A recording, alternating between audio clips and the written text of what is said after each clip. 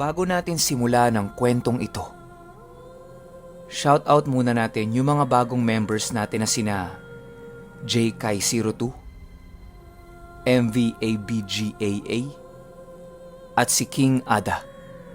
Maraming salamat po sa inyo. Simulan na natin to. Ang kwentong ito ay hango sa totoong buhay. Karanasan ito ng subscriber natin na si Mark Antoniano. Kung may tanong kayo tungkol sa kwento niya, pwede nyo siyang i-PM sa Facebook account niya. Taong 2007, Yabong, Samar.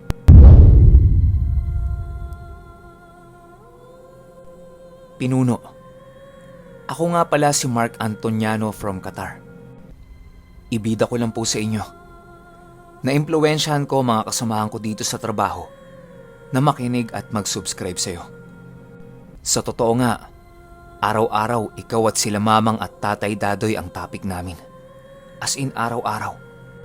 Simulan ko na po ang totoong karanasan ko tungkol sa isang manlalason. Taong 2007, sa Bulacan ako nakatira kasama ang tita, lolo at lola ko. Ang lola ko ay lumaki at pinanganak sa Leyte. Kaya alam niya ang usap-usapan tungkol sa mga manlalason ng Samar. Kasi malapit lang sila sa Samar. Nung taon din na yon, dumalaw ang matalik na kaibigan ng tita ko na si Ate Laika sa amin. Hindi niya tunay na pangalan. Tumira siya ng ilang buwan sa amin dahil wala siyang trabaho. Nang dumating ang summer ay nagpaalam si Ate Laika sa tita at lola ko na uuwi muna siya sa Samar. Kasi fiesta, tsaka gusto niyang makita yung anak niya.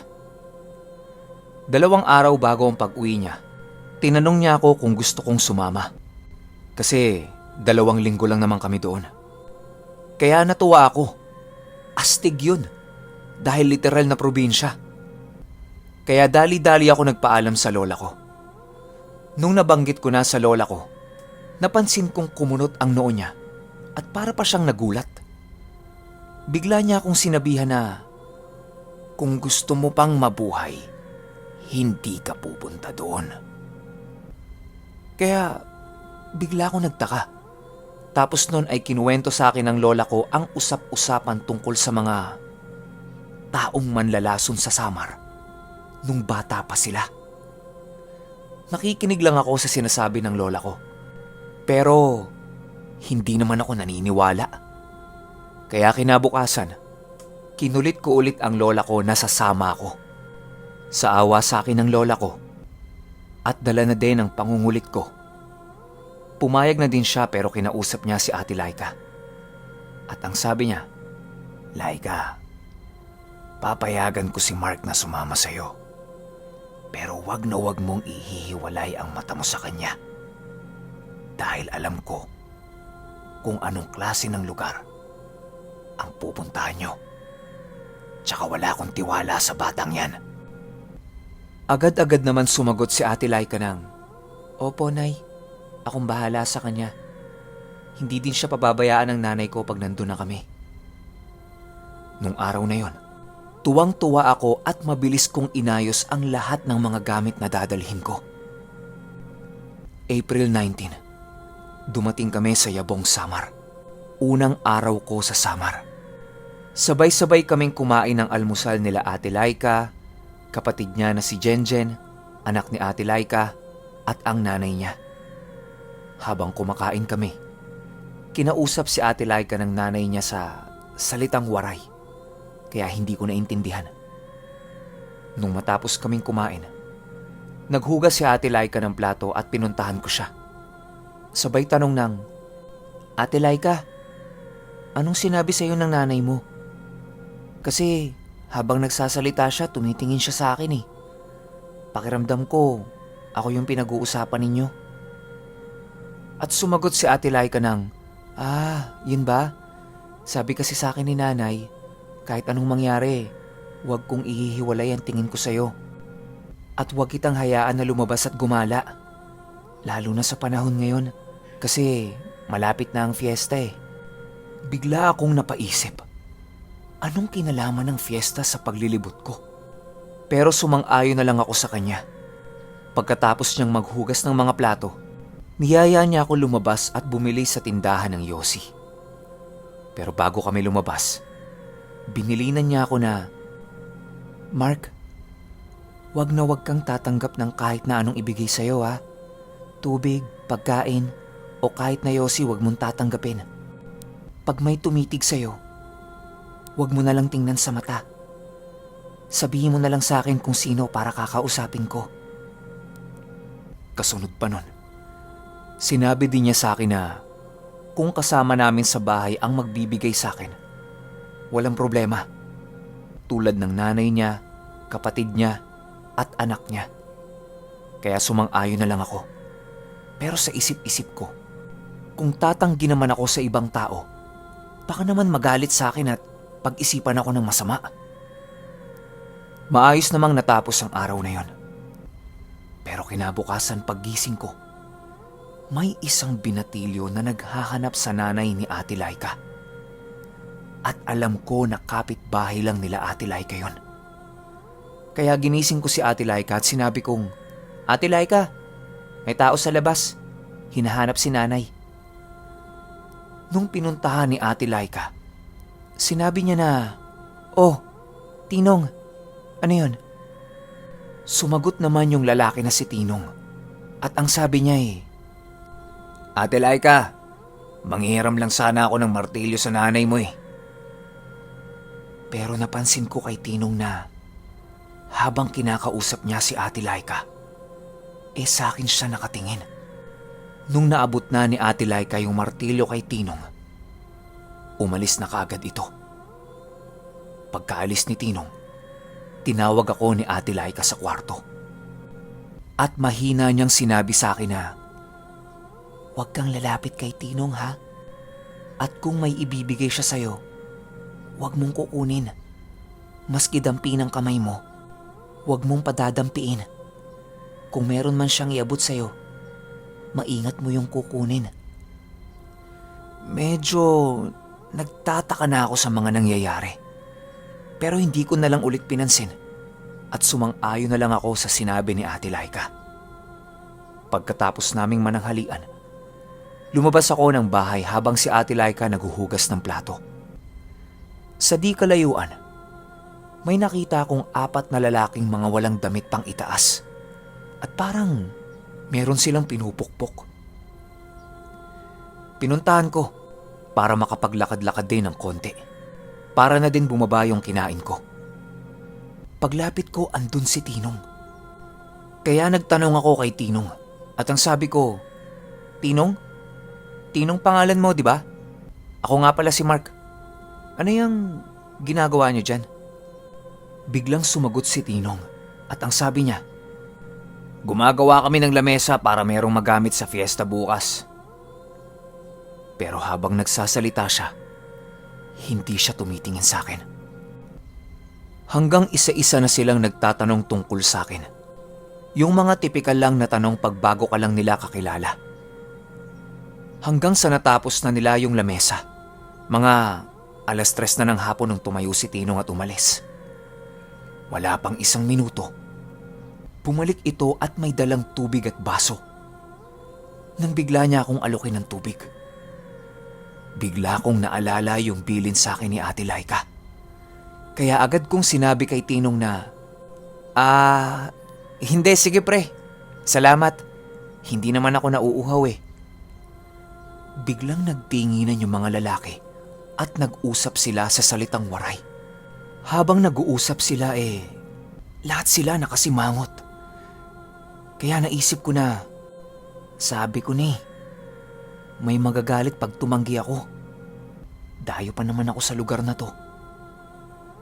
Kaya naisipan ko na lang umuwi at magpaalam kila Tinong.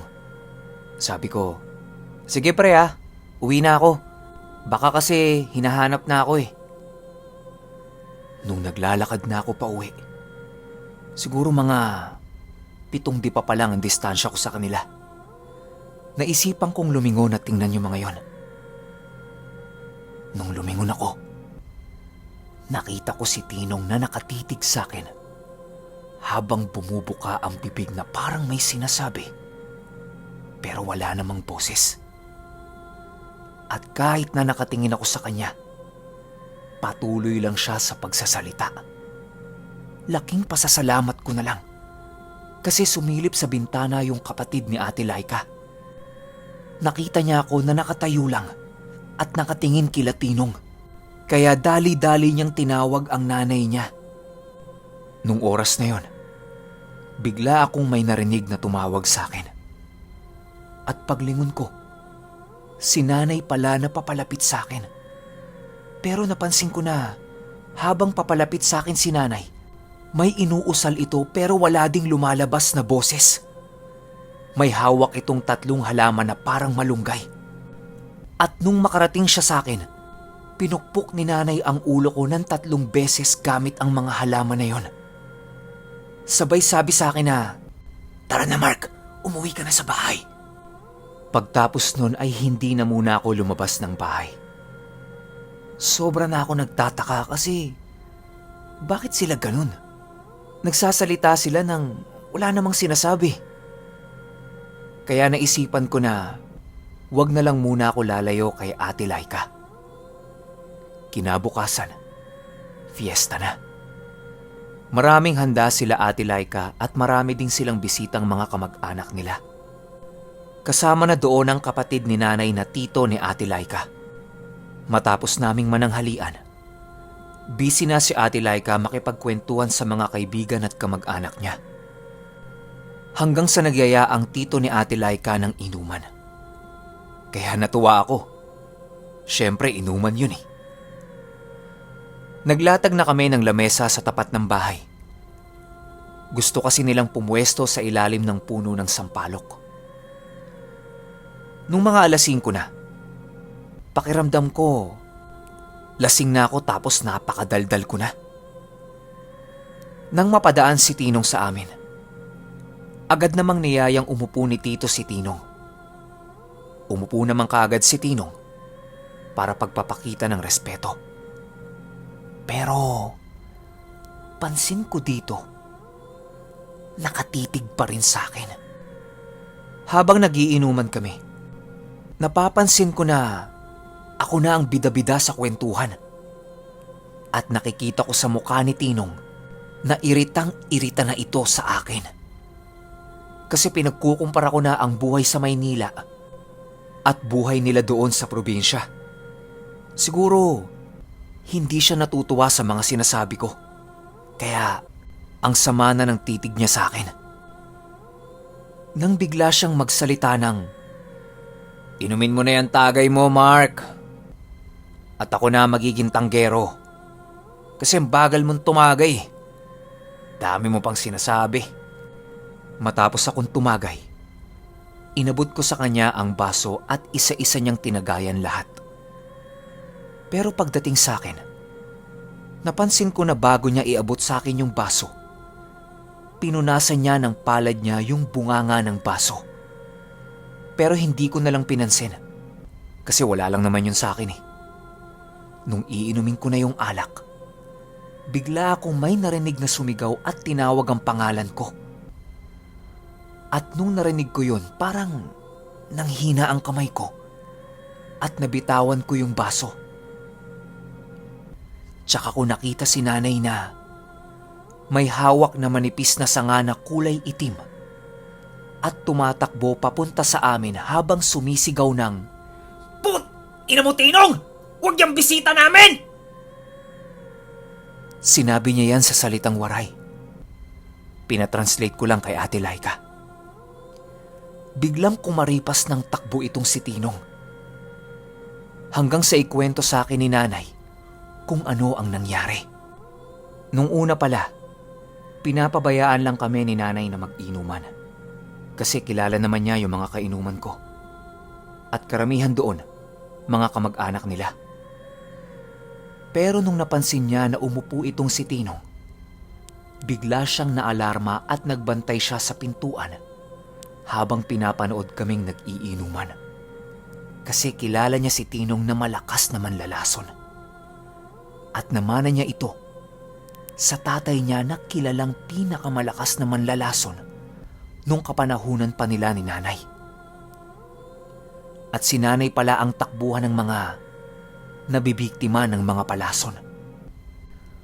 Nung nakita ni nanay na kulay berde na yung inabot sa akin ni Tinong, agad-agad siyang tumayo at tumakbo papunta sa amin. Alam niya kasing laso na yon. Pero para sa akin, yung inabot na baso normal pa naman yung tingin ko. At walang bago bukod sa pinunasan ng palad ni Tinong yung bunganga nun. Tapos nun, pumasok na lang kami sa bahay at doon na lang namin ipinagpatuloy ang aming inuman.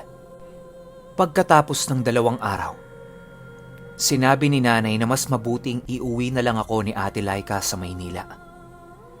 Dahil hinding-hindi titigil si Tinong hanggang sa mapatay ako. Pwede pang gumamit si Tinong ng ibang paraan para lang malason ako. Kasi napahiya siya sa mga tao Simula nun, hindi na ako sumama pa ulit sa mga lugar na hindi na pamilyar sa akin. Yun lang, Pinuno. Sana mapili mo tong kwento at magsilbing aral sa iba. Mula noon hanggang ngayon, hindi na mawala-wala sa isip ko yung pangalan ng taong muntik nang kumitil sa buhay ko. At yun ay wala nang iba, kundi si Tinong.